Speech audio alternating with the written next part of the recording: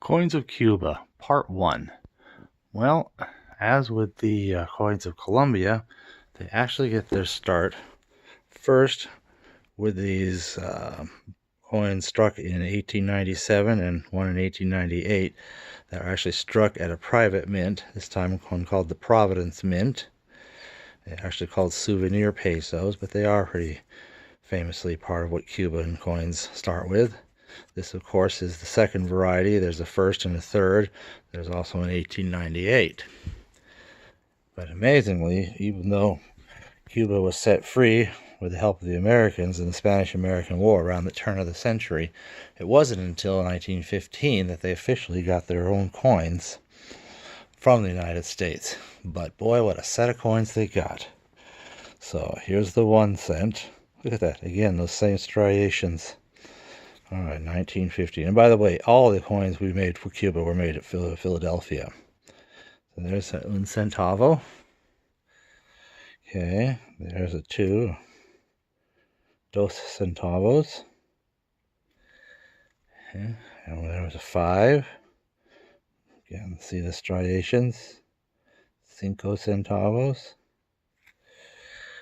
And then there's the 10. There, 10 centavos. And there's the 20. Okay, 20 centavos. And there's even the 40. 40 centavos. And there's a peso. This is a rather shabby one.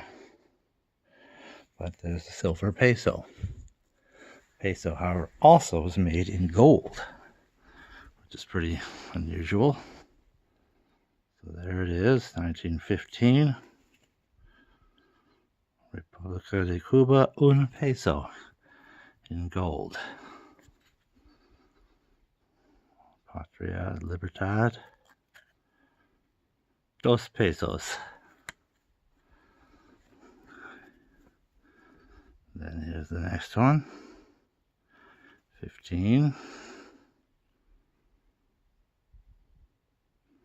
4 pesos.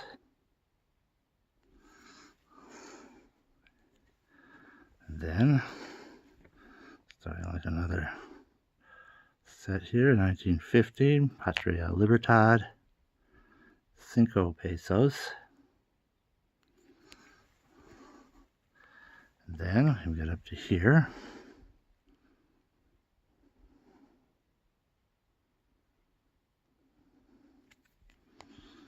Yes, pesos. Now, one thing that's kind of neat on the larger gold coins, I don't know if you can see this, con, T-O-D, well, it's hard to see, it's todos.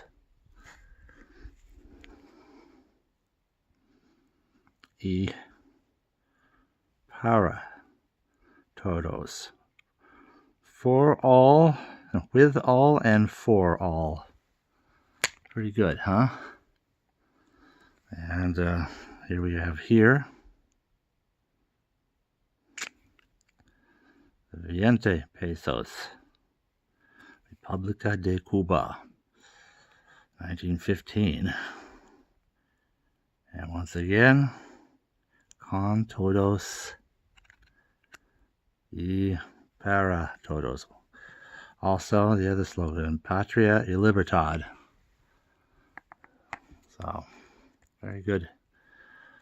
Interestingly, that Patria Libertad would be later replaced with Patria o Muerte. In other words, I'm your father or I kill you. You know, when the communists take over. But in these days, it's fatherhood and liberty, because that's what America wanted to bequeath to Cuba when we helped get them out of the Spanish. 1916, the same denominations were continued, more or less. There's our un centavo. There's our 2 centavos.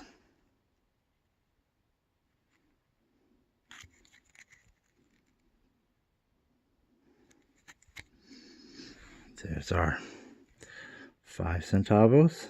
Rather ratty one, but all I've been able to find thus far. There's a 10 centavos.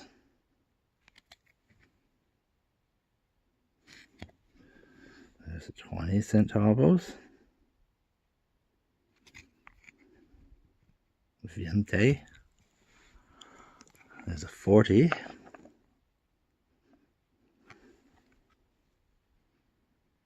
Cuarenta centavos. And once again, there's a peso. Look at this sort of marking here.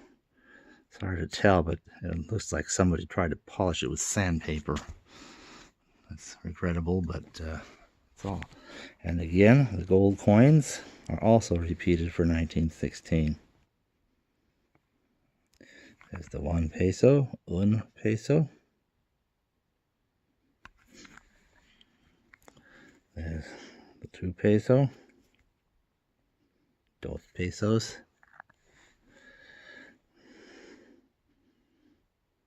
There we have the 4 pesos, 4 pesos. There we have the 5 pesos.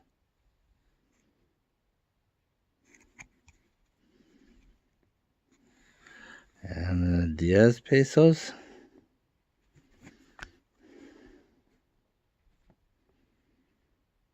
Okay, in this case though, there's no 20 pesos, even though they made one, but only as a tiny handful of scarce proof onlys.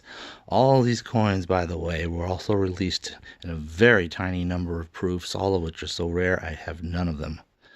But there's the first part of Cuba.